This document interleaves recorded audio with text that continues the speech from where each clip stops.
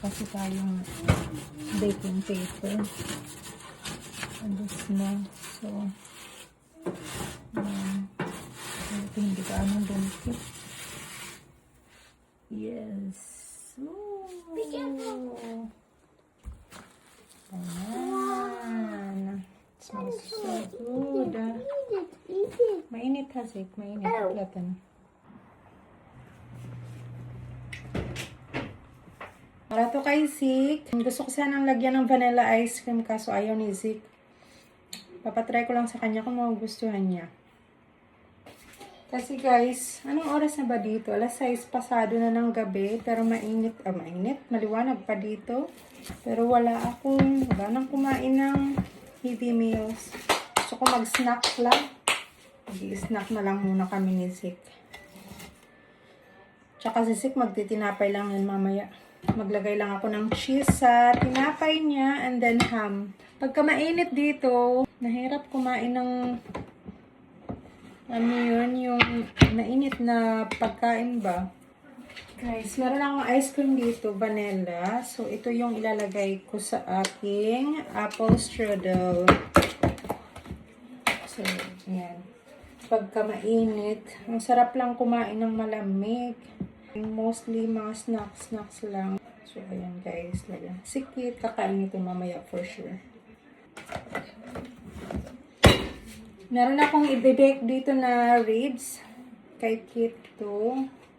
Siya lang naman ang kakain nito kasi ayaw kumain ng pork ribs. At saka, ito yung akin. Yung chicken. Chicken dinosaur ni Zik. Ayaw naman kumain ni Zik ng ganito.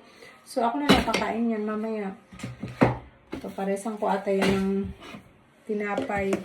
Tinapay lang tayo mamaya. Start up at tapo. Ambition, Mara, yumak blasa na. Kain tayo, guys. Apple cake. Apple strudel. Laka? Cold. No, it's warm. It's not warm. Wonderful. So, mas malaki. Sige. Gusto mo? You like it? This is so yummy. It's like it? It's chocolate. Ito naman yung akin. Kain tayo, guys. Mag-snack muna tayo. Hala.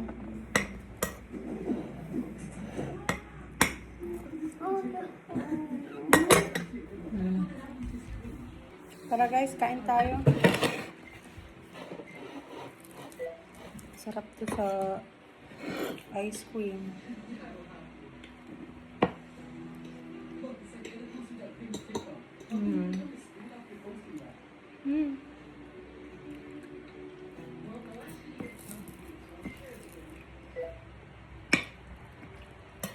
Buti na gusto ni Zik yung apple strudel.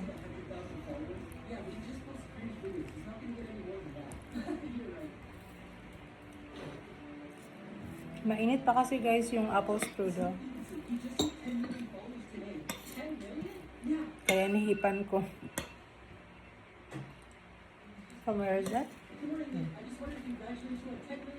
From the TV. Like a colorful aurora, it paints the world in hues.